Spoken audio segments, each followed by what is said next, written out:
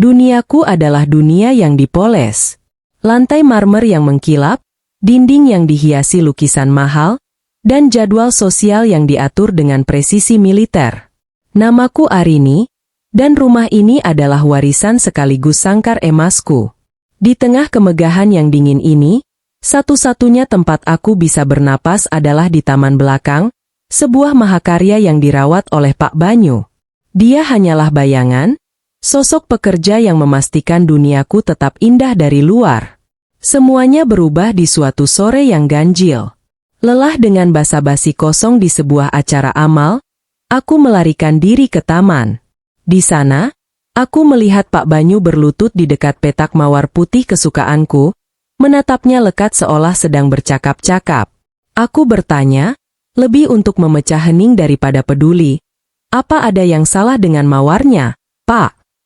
Dia menoleh, matanya seteduh telaga di hutan, dan senyumnya tipis. Tidak ada yang salah, Bu Arini. Justru sebaliknya. Mawar ini sedang mengajarkan saya sesuatu. Jawabnya. Aku mengerutkan kening, penasaran. Tentang kesabaran, lanjutnya. Lihat kuncup yang ini, kelihatannya paling lambat. Tapi saya tahu, begitu dia mekar, dia akan jadi yang paling besar dan paling wangi. Dia hanya sedang mengumpulkan kekuatan. Jawaban yang puitis itu sama sekali tidak kuduga. Kata-katanya menancap di benakku, sebuah benih penasaran yang aneh tentang pria yang merawat tamanku. Untuk pertama kalinya, aku tidak melihatnya sebagai staf, tetapi sebagai seorang pria dengan kedalaman yang tak terduga. Benih itu mulai berkecambah, menginginkan lebih banyak percakapan yang tak biasa ini. Sejak hari itu, sosok Banyu tak lagi samar. Aku mulai sengaja menciptakan kesempatan, membawa secangkir teh di pagi hari ke teras, pura-pura membaca buku, padahal mataku mengikutinya. Aku mengamati bagaimana jemarinya yang kasar bisa begitu lembut menyingkirkan ulat dari daun anggrek, atau bagaimana ia bersenandung kecil saat menyirami petak bunga lili. Ada kedamaian dalam setiap gerakannya, sesuatu yang sangat kontras dengan hidupku yang penuh kepura-puraan. Suatu hari, aku menghampirinya yang sedang tekun mencabuti rumput liar. Pekerjaan yang tidak ada habisnya ya, Pak, ujarku. Dia mendongak, menyeka peluh. Begitulah hidup, Bu. Selalu ada rumput liar yang tumbuh, hal-hal yang tidak kita inginkan. Tapi kalau dibiarkan, lama-lama mereka yang akan mengambil alih. Aku tersenyum, metafora yang bagus. Apa? Rumput liar dalam hidup Bapak? Tatapannya menerawang sejenak. Dulu, mungkin penyesalan. Tapi sekarang saya belajar, bahkan rumput liar pun punya fungsi. Mereka menjaga tanah tetap gembur. Sama seperti penyesalan, mereka mengingatkan kita untuk jadi lebih baik. Kata-katanya kembali menusukku. Dia berbicara tentang kehidupan dengan cara yang belum pernah kudengar dari teman-teman sosialitaku, yang hanya sibuk membahas tas dan perhiasan terbaru. Setiap percakapan dengannya seperti menyiram benih di hatiku. Aku bertanya tentang filosofi bunga matahari, dan dia menjelaskan tentang kesetiaan. Aku mengeluh tentang kehampaan hidupku, dan dia bercerita tentang ekosistem taman. Perlahan, dinding status sosial di antara kami mulai terkikis, digantikan oleh akar percakapan yang semakin dalam dan kuat. Hubungan kami yang mulai hangat tidak luput dari perhatian. Diana, sahabatku yang paling bermulut tajam, datang berkunjung suatu sore. Kami duduk di teras, dan Banyu lewat sambil membawa sekarung pupuk, mengangguk sopan ke arah kami. Diana mengikutinya dengan tatapan merendahkan, lalu berbisik padaku, Arini, kamu tidak seharusnya terlalu akrab dengan staf. Nanti mereka jadi besar kepala. Aku merasakan amarah yang aneh menjalari diriku. Dia hanya bersikap sopan, Diana, dan dia bekerja dengan sangat baik. Jawabku, berusaha menjaga nada suaraku tetap netral. Diana tertawa kecil. Tentu saja. Tapi lihat tangannya, kotor. Apa yang bisa kau bicarakan dengan orang seperti itu? Tentang cacing dan tanah. Sindirannya terasa seperti tamparan, bukan untukku, tapi untuk Banyu. Setelah Diana pulang, aku merasa resah. Aku berjalan ke taman, menemukan Banyu sedang membersihkan peralatan. Maafkan perkataan teman saya tadi, ujarku pelan. Dia menatapku, matanya yang tenang seolah bisa membaca seluruh kegelisahanku. Saya tidak mendengarnya dengan jelas, Bu, tapi saya bisa melihat raut wajah Ibu. Tidak apa-apa, saya sudah biasa. Tapi itu tidak benar, desisku. Kamu lebih dari itu. Dia tersenyum, senyum yang membuat hatiku berdesir. Setiap orang punya perannya, Bu. Saya tukang kebun, tugas saya membuat taman ini indah. Saya tidak mengharapkan lebih. Tapi aku tahu, aku yang mengharapkan lebih. Komentar Diana justru membuatku sadar betapa berartinya kehadiran Banyu bagiku, dan betapa aku membenci dinding yang memisahkan kami. Malam itu, badai besar melanda kota. Aku terbangun oleh suara gemuruh dan dahan patah. Dari jendela kamarku di lantai 2, kilat menyambar menerangi taman yang porak-poranda. Di tengah hujan dan angin yang menggila, aku melihat sesosok tubuh berjuang mengikat pohon delima tua peninggalan ayahku. Itu Banyu. Dia seharusnya sudah pulang berjam-jam yang lalu. Tanpa pikir panjang, aku menyambar payung dan berlari keluar. Gaun tidur satengku langsung basah kuyup. Pak Banyu, apa yang Bapak lakukan? Masuk ke dalam, ini berbahaya, teriakku. Dia menoleh, wajahnya pucat dan basah. Pohon ini, Bu. Ini kenangan ayah Ibu. Kalau dia tumbang, kata-katanya terputus oleh deru angin, tapi pesannya sampai ke hatiku. Aku membuang payungku dan membantunya menarik tali. Kami berdua basah kuyup, berjuang melawan amukan alam. Saat mengikat simpul terakhir, tangan kami bersentuhan. Tangannya yang kasar terasa hangat dan kuat di tengah dinginnya hujan, mengirimkan sengatan listrik ke seluruh tubuhku. Kami berhasil. Pohon itu aman. Kami berdiri terengah-engah, saling berpandangan di bawah guyuran hujan. Tidak ada lagi majikan dan pegawai. Hanya ada dua orang manusia yang berbagi momen genting. Air hujan mengalir di wajahnya, dan di bawah cahaya kilat, aku melihat kekhawatiran yang tulus di matanya, bukan untuk pohon itu, tapi untukku. Ibu bisa sakit, katanya pelan. Kamu juga, balasku. Lalu, dia melakukan sesuatu yang tak terduga. Dia melepas kemejanya yang basah dan menyampirkannya di bahuku. Kehangatan tubuhnya yang tersisa di kain itu terasa seperti sebuah pelukan. Pagi harinya, taman berantakan, tapi pohon delima itu berdiri tegak. Matahari bersinar pucat seolah meminta maaf atas amukan semalam. Aku tidak bisa tidur, bayangan Banyu dan sentuhan tangannya terus berkelebat. Aku membuat 2 cangkir kopi panas, tanganku sedikit gemetar, lalu membawanya ke taman. Dia sudah di sana, membersihkan dahan-dahan yang patah. Aku memberikan 1 cangkir padanya. Terima kasih, Pak Banyu. Untuk pohonnya, dan untuk segalanya, kataku lembut, mataku tak berani menatapnya langsung. Keheningan yang nyaman menyelimuti kami sejenak, hanya ada suara seruputan kopi dan gemerisik daun. Aku mencuri pandang, dia sedang menatapku dengan ekspresi yang tak bisa kubaca. Sama-sama, Arini. Suaranya terdengar berbeda. Dia memanggil namaku.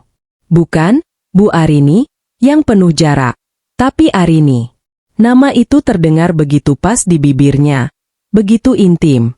Jantungku berdebar kencang, dan aku yakin pipiku memerah. Aku cepat-cepat menunduk, menyembunyikan wajahku di balik cangkir kopi. Panggilan itu adalah sebuah jembatan yang baru saja dibangun di atas jurang di antara kami. Sebuah izin tak terucap untuk melangkah lebih jauh. Di tengah taman yang porak-poranda, hatiku justru terasa utuh untuk pertama kalinya. Kami tahu dunia tidak akan mengerti, tapi pagi itu, di antara aroma kopi dan tanah basah, sebuah janji baru terasa menggantung di udara. Hari-hari setelah badai terasa berbeda. Ada ketegangan baru di antara kami, bukan ketegangan yang canggung, tapi yang penuh gairah terpendam. Setiap kali kami berpapasan, mata kami akan bertemu sepersekian detik lebih lama. Setiap percakapan ringan tentang cuaca atau bunga terasa syarat dengan makna yang tak terucapkan. Aku mendapati diriku merias diri sedikit lebih lama di pagi hari, memilih gaun yang paling bagus hanya untuk duduk di teras. Suatu sore, aku berjalan di dekat kolam teratai, tergelincir di atas batu yang licin karena lumut. Aku terpekik, mengira akan jatuh ke dalam air. Tiba-tiba, sepasang lengan yang kuat melingkar di pinggangku dari belakang, menarikku kembali dengan sentakan lembut. Tubuhku menempel erat di dadanya yang bidang. Aku bisa merasakan detak jantungnya yang cepat, atau mungkin itu detak jantungku sendiri. Hati-hati, Arini. Bisik Banyu tepat di telingaku. Napasnya yang hangat membuat bulu kuduku berdiri. Aroma tubuhnya, campuran wangi tanah, hujan, dan keringat, memabukkan. Aku berbalik perlahan dalam rengkuhannya. Wajah kami hanya berjarak beberapa senti. Matanya yang teduh kini tampak gelap oleh hasrat, menatap bibirku. Dia tidak melepaskanku, dan aku pun tidak bergerak. Waktu seolah berhenti. Aku bisa melihat keraguan di matanya, pertarungan antara keinginan dan kesadaran akan posisi mereka. Akhirnya, dengan sangat perlahan, seolah dengan berat hati, dia melepaskan pinggangku dan mundur selangkah. Tapi sentuhannya tetap membekas di kulitku, meninggalkan jejak panas yang tak bisa kuhilangkan. Aku mengira surga kecilku di taman ini aman dari dunia luar, tapi aku salah. Suatu siang, saat aku dan Banyu sedang tertawa bersama melihat tingkah lucu seekor tupai yang mencoba mencuri buah mangga, aku tidak menyadari ada sepasang mata yang mengawasi dari kejauhan. Diana datang tanpa memberitahu, dan dia melihat semuanya dari jendela ruang tamu. Dia melihat cara Banyu menatapku, dan cara aku membalas tatapannya. Dia melihat tawa lepasku, tawa yang jarang sekali dia lihat saat aku bersamanya atau teman-teman kami yang lain. Ketika aku masuk kembali ke dalam rumah, aku menemukannya duduk di sofa dengan senyum sinis. "Sepertinya kau sangat menikmati waktumu dengan tukang kebunmu," katanya, nadanya manis namun berbisa. Jantungku mencelos. Aku berusaha bersikap biasa. "Kami hanya menertawakan tupai," kataku ringan. Tapi Diana tidak bodoh. "Oh, Arini, jangan anggap aku buta. Aku melihat cara kalian saling memandang. Ini bukan lagi sekadar majikan dan pegawai, kan? Sejak kapan kau membiarkan dia memanggilmu dengan nama depan?" Aku terdiam, tak bisa membantah. Rahasiaku terbongkar. Ketakutan menjalari diriku. Ketakutan akan skandal, cemoohan, dan penghakiman dari dunia yang selama ini kutinggali. Surga kecilku tiba-tiba terasa begitu rapuh, terancam oleh tatapan mata dari dunia luar yang tidak akan pernah mengerti. Kunjungan Diana adalah awal dari teror halus. Dia tidak mengkonfrontasiku secara langsung lagi, tapi dia mulai menyebarkan bisikan. Saat kami bertemu di arisan atau acara sosial, dia akan melontarkan komentar-komentar pedas yang samar.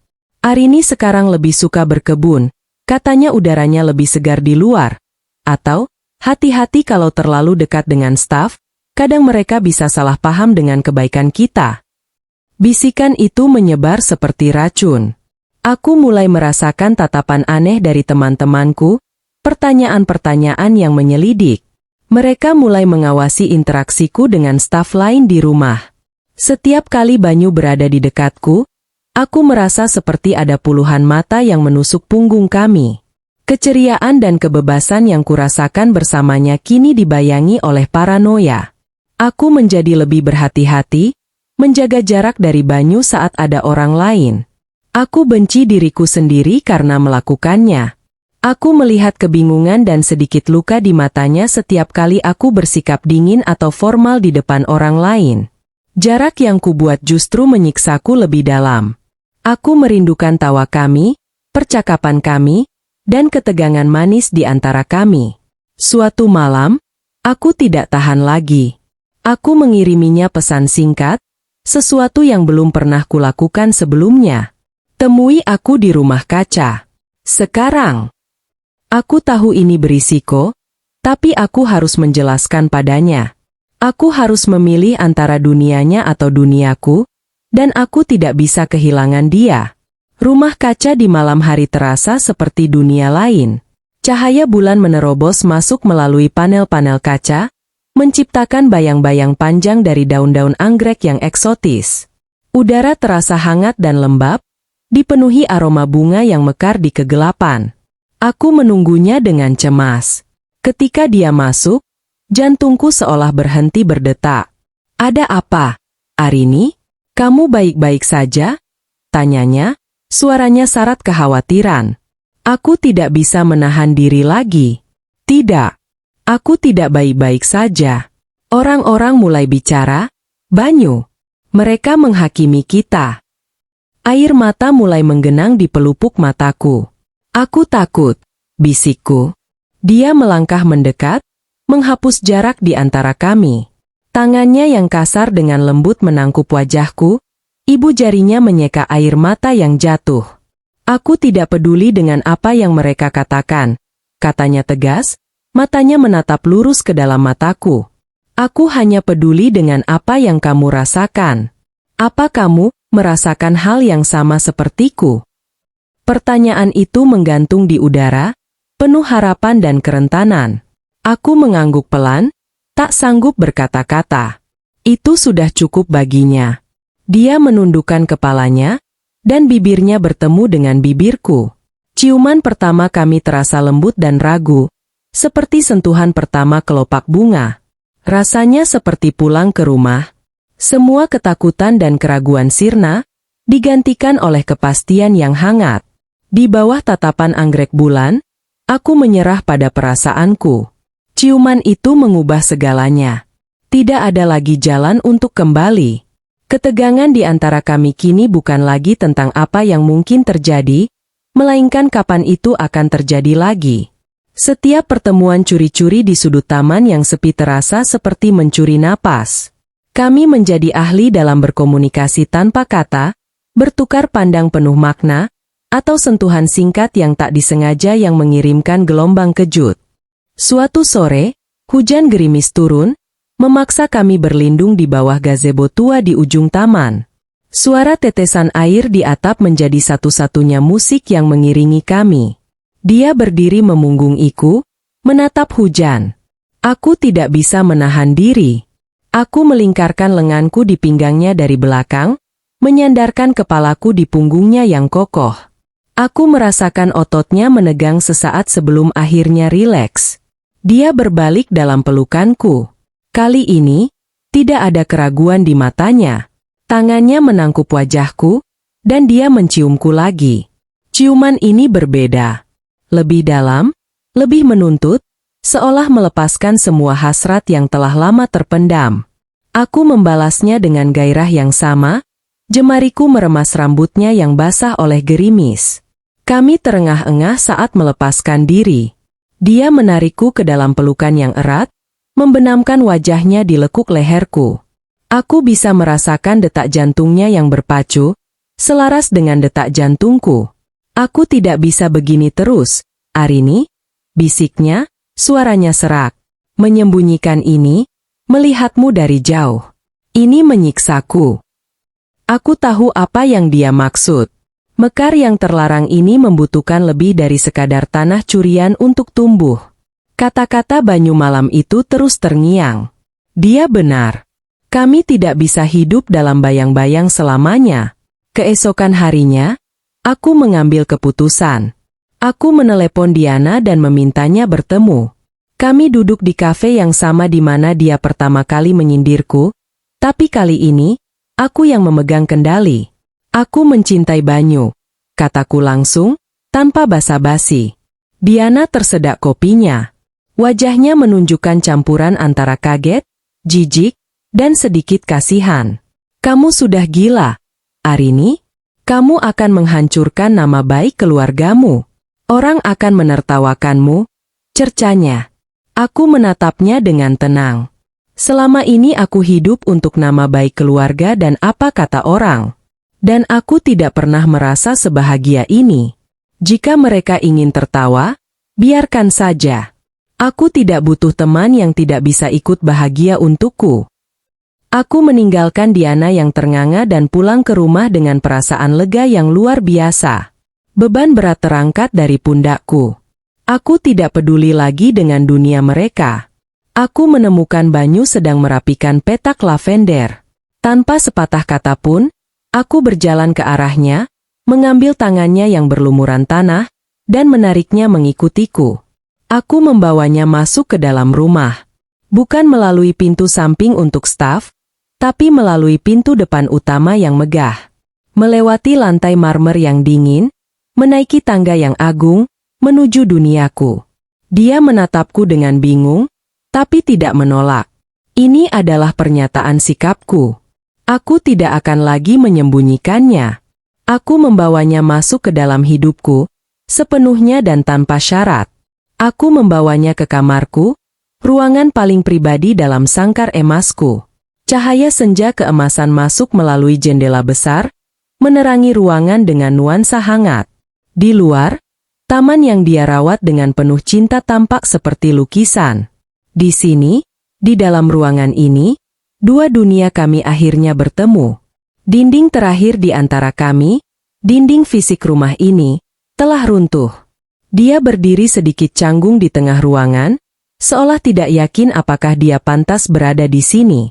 Aku mendekatinya, menangkup wajahnya dengan kedua tanganku. Ini rumah kita sekarang, bisikku.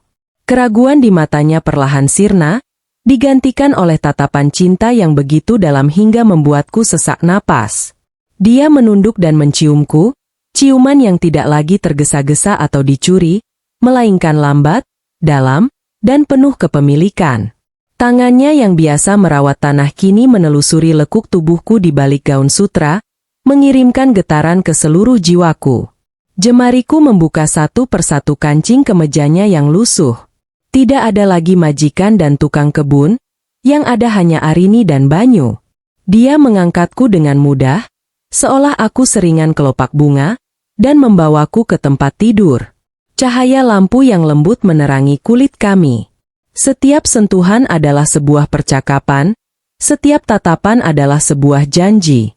Di atas spray yang pernah terasa dingin dan kosong, kami bergerak dalam ritme yang hanya dimengerti oleh dua jiwa yang telah lama saling merindukan. Malam itu, di tengah kemegahan yang pernah menyiksaku, aku akhirnya menemukan surga di bumi. Benih penasaran telah tumbuh menjadi pohon cinta yang kokoh, berakar dalam di dua hati yang berbeda, namun ditakdirkan untuk tumbuh bersama.